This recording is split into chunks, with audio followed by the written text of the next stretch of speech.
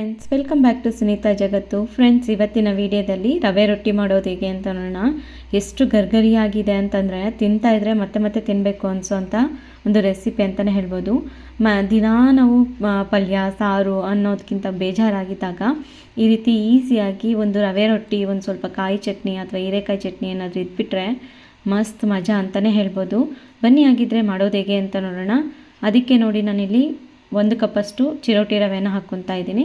ಆದಷ್ಟು ಚಿರೋಟಿ ರವೆಲೆ ಮಾಡ್ಕೊಳ್ಳಿ, ತುಂಬಾ ರುಚಿಯಾಗಿರುತ್ತೆ. ಹಾಗೆ ರುಚಿಗೆ ತಕ್ಕಷ್ಟು ಉಪ್ಪನ್ನು ಹಾಕ್ಕೊಂಡಿದ್ದೀನಿ. ಇದನ್ನೆಲ್ಲ ಹಾಕ್ಕೊಂಡು ಒಂದ್ಸರಿ ನೀಟಾಗಿ ಮಿಕ್ಸ್ ಮಾಡ್ಕೊಳ್ಳೋಣ. ಮಿಕ್ಸ್ ಮಾಡ್ಕೊಂಡಾದಮೇಲೆ ಈಗ 1 ಕಪ್ಪಷ್ಟು ಮೊಸರನ್ನ ಹಾಕ್ಕೊಳ್ಳೋಣ. ಗಟ್ಟಿ ಮೊಸರನ್ನೇ ತೊಗೊಂಡಿದ್ದೀನಿ. ಆದಷ್ಟು ಈ ರೀತಿ ಗಟ್ಟಿ ಇರೋಂಥ ಮೊಸರನ್ನೇ ತೊಗೊಳ್ಳಿ, ತುಂಬಾ ರುಚಿಯಾಗಿ ಆಗುತ್ತೆ. ನಿಮಗೇನಾದರೂ ಹುಳಿಯಾಗಿ ಇಷ್ಟ ಆಗುತ್ತೆ ಅಂದರೆ ಹುಳಿಯಾಗಿರೋಂಥ ಮೊಸರನ್ನು ಸಹ ನೀವು ಯೂಸ್ ಮಾಡ್ಕೋಬೋದು. ನಾನಿಲ್ಲಿ ಸ್ವಲ್ಪ ಸಿಹಿ ಆಗಿರೋಂಥ ಮೊಸರನ್ನೇ ಹಾಕ್ಕೊಂಡಿದ್ದೀನಿ. ಈಗ ನೋಡಿ, ಇದೊಂದು ಸ್ವಲ್ಪ ಗಟ್ಟಿ ಇರೋದ್ರಿಂದ ಇನ್ನೊಂದು ಅರ್ಧ ಕಪ್ಪಷ್ಟು ಮೊಸರನ್ನ ಸೇರಿಸ್ಕೊತಾ ಇದ್ದೀನಿ. ಹಾಕ್ಕೊಂಡು ಚೆನ್ನಾಗಿ ನೀಟಾಗಿ ಮಿಕ್ಸ್ ಮಾಡ್ಕೊಳ್ಳೋಣ. ನೋಡಿ, ಈ ರೀತಿಯಾಗಿ ಚೆನ್ನಾಗಿ ಮಿಕ್ಸ್ ಮಾಡ್ಕೊಂಡಿದ್ದು ಆದಮೇಲೆ ಇದನ್ನು ನಾವು ಒಂದು ಸ್ವಲ್ಪ ಹೊತ್ತು, ಒಂದು 10 ನಿಮಿಷ ಇದನ್ನು ನೆನೆಯಲಿಕ್ಕೆ ಬಿಡಬೇಕಾಗುತ್ತೆ. ಹಾಗಾಗಿ ಚೆನ್ನಾಗಿ ನೀಟಾಗಿ ಮಿಕ್ಸ್ ಮಾಡ್ಕೊಳ್ಳೋಣ. ಈಗ ನೋಡಿ, ನೀಟಾಗಿ ಮಿಕ್ಸ್ ಮಾಡ್ಕೊಂಡಿದ್ದೀನಿ. ಈ ಅದಕ್ಕಿದ್ರೆ ಸಾಕಾಗುತ್ತೆ. ಇವಾಗ ನಾವು ಕ್ಯಾಪನ್ನು ಕ್ಲೋಸ್ ಮಾಡಿಕೊಂಡು ಒಂದು 10 ನಿಮಿಷ ನೆನೆಯಲಿಕ್ಕೆ ಬಿಡೋಣ ಇದನ್ನು. ಈಗ ನೋಡಿ, ಒಂದು 10 ನಿಮಿಷ ಆದಮೇಲೆ ಚೆನ್ನಾಗಿ ನೆಂದಿದೆ. ಇವಾಗ ಗಟ್ಟಿನೂ ಸಹ ಆಗಿದೆ ರವೆ ಮೊಸರು ಜೊತೆ ಹೊಂದ್ಕೊಂಡು. ಈಗ ಸ್ವಲ್ಪ ಈರುಳ್ಳಿ, ಹಾಗೆ ಕ್ಯಾರೆಟು, ಹಾಗೆ ಸ್ವಲ್ಪ ಕರಿಬೇವು, ಸ್ವಲ್ಪ ಮೆಣಸಿನ್ಕಾಯಿನ ಸೇರಿಸ್ಕೊಂಡಿದ್ದೀನಿ. ಹಾಗೆ ನೋಡಿ, ಸ್ವಲ್ಪ ಕೊತ್ತಂಬರಿಯನ್ನು ಸಹ ಸೇರಿಸ್ಕೊತಾ ಇದ್ದೀನಿ. ಹಾಗೆ ಕಾಯಿ ತುರಿಯನ್ನು ಹಾಕ್ಕೊತಾ ಇದ್ದೀನಿ.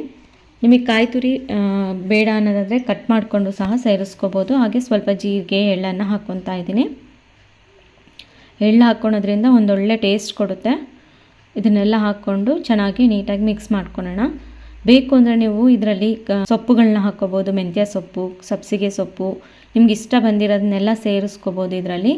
ನಾನು ಇಷ್ಟನೇ ಹಾಕ್ಕೊಂಡು ಚೆನ್ನಾಗಿ ನೀಟಾಗಿ ಮಿಕ್ಸ್ ಮಾಡ್ಕೊತಾ ಇದ್ದೀನಿ. ಯಾವುದೇ ರೀತಿ ನೀರನ್ನು ಹಾಕ್ತಾ ಇಲ್ಲ.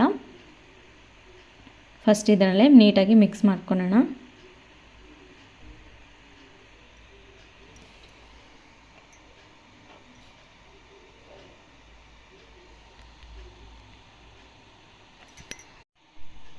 ಈ ರೀತಿ ನೀಟಾಗಿ ಮಿಕ್ಸ್ ಮಾಡಿಕೊಂಡು ರೊಟ್ಟಿ ಯಾವ ಸೈಜಿಗೆ ಬೇಕೋ ಆ ಸೈಜಿಗೆ ಹಿಟ್ಟನ್ನು ತೊಗೋಬೇಕು. ನೋಡಿ, ಈ ರೀತಿಯಾಗಿ ರವೆ ಮಿಕ್ಸ್ ಏನು ಮಾಡ್ಕೊಂಡಿರ್ತೀವಲ್ಲ ಅದನ್ನು ಈ ರೀತಿಯಾಗಿ ತೊಗೊಂಡು ಒಂದು ಹೋಳಿಗೆ ಶೀಟು ಅಥವಾ ರೊಟ್ಟಿ ಶೀಟ್ ಏನಿರುತ್ತಲ್ವ ಅದಕ್ಕೆ ಸ್ವಲ್ಪ ಎಣ್ಣೆನ ಹಾಕ್ಕೊತಾ ಇದ್ದೀನಿ. ನಿಮ್ಮ ಹತ್ರ ಹೋಳಿಗೆ ಶೀಟ್ ಅಥವಾ ರೊಟ್ಟಿ ಶೀಟ್ ಇಲ್ಲ ಅಂದರೆ ಬಾಳೆ ಎಲೆಯಲ್ಲೂ ಸಹ ಮಾಡ್ಕೋಬೋದು, ಅಥವಾ ಯಾವುದಾದ್ರೂ ಬಟರ್ ಶೀಟಲ್ಲೂ ಸಹ ಚೆನ್ನಾಗಿ ಬರುತ್ತೆ, ಅದರಲ್ಲೂ ಸಹ ನೀವು ಮಾಡ್ಕೋಬೋದು. ಈ ರೀತಿಯಾಗಿ ತಟ್ಕೋಬೇಕು. ನಿಮಗೆ ತೆಳುವಾಗಿ ಬೇಕು ಅನ್ನೋದಾದರೂ ತೆಳ್ಳಗೆಯನ್ನು ಮಾಡ್ಕೋಬೋದು, ಅಥವಾ ಸ್ವಲ್ಪ ದಪ್ಪ ಬೇಕು ಅನ್ನೋದಾದರೂ ಸಹ ದಪ್ಪ ಮಾಡ್ಕೋಬೋದು. ದಪ್ಪ ಮಾಡಿಕೊಂಡ್ರೆ ಸ್ವಲ್ಪ ಸಾಫ್ಟಾಗಿ ಬರುತ್ತೆ, ತೆಳುವಾಗಿ ಮಾಡಿಕೊಂಡ್ರೆ ಸ್ವಲ್ಪ ಗರಿಗರಿಯಾಗಿ ಬರುತ್ತೆ. ನಿಮಗೆ ಯಾವ ರೀತಿ ಬೇಕೋ ಆ ರೀತಿಯಾಗಿ ತಟ್ಕೋಬೋದು. ನೋಡಿ, ಎಷ್ಟು ಚೆನ್ನಾಗಿ ಬರುತ್ತೆ. ಸ್ವಲ್ಪನೂ ಸಹ ಎಲ್ಲೂ ಕಟ್ಟಾಗೋದಿಲ್ಲ. ನಿಮ್ಗೆ ಯಾವ ಸೈಜಿಗೆ ಬೇಕೋ ಆ ಸೈಜಿಗೆ ಈ ರೀತಿಯಾಗಿ ತಟ್ಕೋಬೇಕು. ಈಗ ತಟ್ಕೊಂಡಾದಮೇಲೆ ಹಂಚನ್ನು ರೆಡಿ ಮಾಡ್ಕೊಂಡಿದ್ದೀವಿ ಬಿಸಿ ಮಾಡಲಿಕ್ಕೆ. ಅದೊಂದು ಸ್ವಲ್ಪ ಬಿಸಿ ಹಾಕ್ತಿದ್ದಾಗೆ ಅದಕ್ಕೊಂದು ಸ್ವಲ್ಪ ಎಣ್ಣೆನ ಹಚ್ಕೊಳ್ಳೋಣ. ಲೈಟಾಗಿ ಈ ರೀತಿ ಎಣ್ಣೆನ ಹಚ್ಕೊಂಡು ಶೀಟನ್ನು ಅದ್ರ ಮೇಲೆ ಹಾಕಿ ಒಂದು ಸರಿ ಈ ರೀತಿಯಾಗಿ ನೀಟಾಗಿ ಪ್ರೆಸ್ ಮಾಡ್ಕೋಬೇಕು. ನೋಡಿ, ಈ ರೀತಿಯಾಗಿ ನೀಟಾಗಿ ಪ್ರೆಸ್ ಮಾಡ್ಕೊಂಡಾದಮೇಲೆ ಈಗ ನಿಧಾನಕ್ಕೆ ಈ ರೀತಿಯಾಗಿ ನೋಡಿ ಎಷ್ಟು ನೀಟಾಗಿ ಬರುತ್ತೆ ಅಷ್ಟೇ. ನೋಡಿ, ತುಂಬ ಸಿಂಪಲಾಗಿ ಈ ರೀತಿಯಾಗಿ ತೆಗೆದ್ರೆ ಆಯಿತು. ಇವಾಗ ಅದೊಂದು ಸ್ವಲ್ಪ ಕಾದ್ಮೇಲೆ ಸ್ವಲ್ಪ ಎಣ್ಣೆನ ಹಾಕ್ಕೊಳ್ಳೋಣ. ಎಣ್ಣೆ ಬೇಡ ಅಂದರೆ ಹಾಗೇನೂ ಸಹ ಮಾಡ್ಕೋಬೋದು. ಆಲ್ರೆಡಿ ನಾವು ಶೀಟ್ ಮೇಲೆ ಸಹ ಎಣ್ಣೆ ಹಾಕಿರ್ತೀವಲ್ವ, ಅದನ್ನು ಸಾಕು ಅಂದರೆ ಹಾಗೇನೂ ಮಾಡ್ಕೋಬೋದು. ಇದನ್ನು ಒಂದು 2 ನಿಮಿಷ ಈ ರೀತಿ ಕ್ಯಾಪನ್ನು ಕ್ಲೋಸ್ ಮಾಡಿಕೊಂಡು ಮೀಡಿಯಮ್ ಫ್ಲೇಮಲ್ಲೇ ಬಿಸಿ ಮಾಡ್ಕೋಬೇಕು. ಈಗ ಬೇಯಿಸ್ಕೊಂಡಾದಮೇಲೆ ಕ್ಯಾಪನ್ನು ಓಪನ್ ಮಾಡ್ಕೊಂಡಿದ್ದೀನಿ. ನೋಡಿ, ಎಷ್ಟು ಚೆನ್ನಾಗಿ ಕಲರ್ ಸಹ ಬಂದಿದೆ, ಕೆಳಗಡೆನೂ ಸಹ ಚೆನ್ನಾಗಿ ಬೆಂದಿರುತ್ತೆ. ನೋಡಿ, ಎಷ್ಟು ಚೆನ್ನಾಗಿ ಫ್ರೈ ಆಗಿದೆ. ಅದೇ ರೀತಿ ಇನ್ನೊಂದು ಸೈಡಲ್ಲೂ ಸ್ವಲ್ಪ ಎಣ್ಣೆನ ಹಾಕ್ಕೊಂಡು ಫ್ರೈ ಮಾಡ್ಕೋಬೇಕು. ಅಷ್ಟೇ, ತುಂಬ ಸಿಂಪಲಾಗಿ ರವೆ ರೊಟ್ಟಿ ರೆಡಿ ಆಗೋಯಿತು. ಸಾರು ಅಂತ ಬೇಜಾರಾದಾಗ ಈ ರೀತಿ ಸಿಂಪಲಾಗಿ ರವೆ ರೊಟ್ಟಿಯನ್ನು ಮಾಡ್ಕೊಂಡು ನೋಡಿ. ನೈಟ್ ಡಿನ್ನರ್ಗಾಗಿರ್ಬೋದು, ಮಾರ್ನಿಂಗ್ ಬ್ರೇಕ್ಫಾಸ್ಟ್ಗಾಗಿರ್ಬೋದು, ಅಥವಾ ಟೀ ಜೊತೆ ಸ್ನ್ಯಾಕ್ಸ್ ಟೈಮ್ಗಾದ್ರೂ ಸಹ ತುಂಬಾ ಚೆನ್ನಾಗಿ ರುಚಿಯಾಗಿ ಇರುತ್ತೆ. ಕ್ವಿಕ್ಕಾಗಿ ಮಾಡ್ಕೋಬೋದು. ಹಾಗೆ ನಾನಿವತ್ತು ಹೀರೆಕಾಯಿ ಚಟ್ನಿ ಹಾಗೆ ಚಟ್ನಿ ಪುಡಿ ಜೊತೆ ಸರ್ವ್ ಮಾಡ್ತಾಯಿದ್ದೀನಿ. ಈ ರೀತಿ ಸ್ವಲ್ಪ ತುಪ್ಪ ಇದ್ದರೆ ಸಖತ್ತಾಗಿ ಕಾಂಬಿನೇಷನ್ ಅಂತಲೇ ಹೇಳ್ಬೋದು.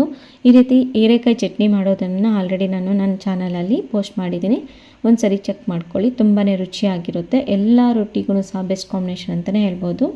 ಹಾಗೆ ಚಟ್ನಿ ಪುಡಿ ವಿಡಿಯೋವನ್ನು ಸಹ ನಾನು ನಿಮ್ಮ ಶೇರ್ ಮಾಡ್ಕೊಂಡಿದ್ದೀನಿ. ಅದನ್ನು ಸಹ ಒಂದ್ಸರಿ ಬೇಕು ಅಂದರೆ ಚೆಕ್ ಮಾಡ್ಕೊಳ್ಳಿ. ಕ್ವಿಕ್ಕಾಗಿ ಮಾಡ್ಕೊಳೋಂಥ ಎಲ್ಲ ರೆಸಿಪಿಗಳನ್ನ ಬೇಕು ಅನ್ನೋದಾದರೆ ನನ್ನ ಚಾನಲ್ನ ಇನ್ನೂ ಸಬ್ಸ್ಕ್ರೈಬ್ ಆಗದೆ ನೋಡ್ತಾ ಇದ್ದರೆ ಸಬ್ಸ್ಕ್ರೈಬ್ ಆಗಿ.